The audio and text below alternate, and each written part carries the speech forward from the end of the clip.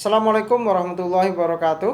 Kita lanjutkan materi tentang kelompok sosial, bagian yang kedua, yaitu ciri-ciri kelompok sosial. Adapun kelompok sosial itu memiliki ciri-ciri antara lain. 1. Setiap anggota harus memiliki kesadaran bahwa dirinya merupakan bagian dari kelompok tersebut.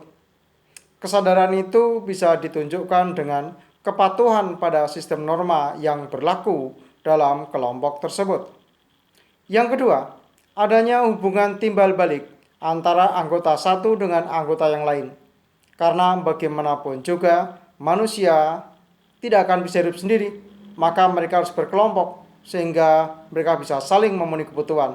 Maka perlu adanya interaksi secara timbal balik.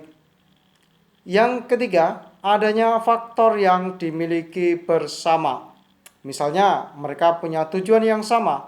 Misalnya, mereka ingin menuntut ilmu, maka diperlukan kelompok sosial yang dinamakan sekolah. Kemudian yang berikutnya adalah berstruktur, berkaidah, dan memiliki pola.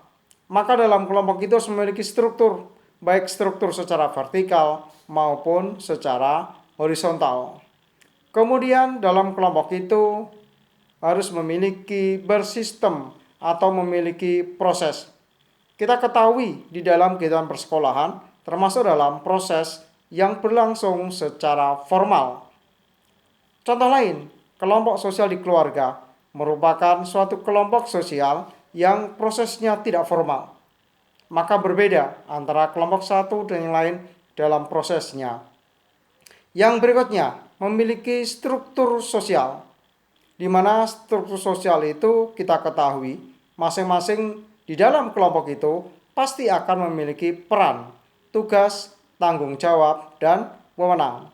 Berikutnya adalah mereka harus memiliki norma, harus memiliki aturan, karena aturan itu nanti yang akan dipatuhi untuk menjaga kelangsungan kehidupan bersama dalam sebuah kelompok sosial.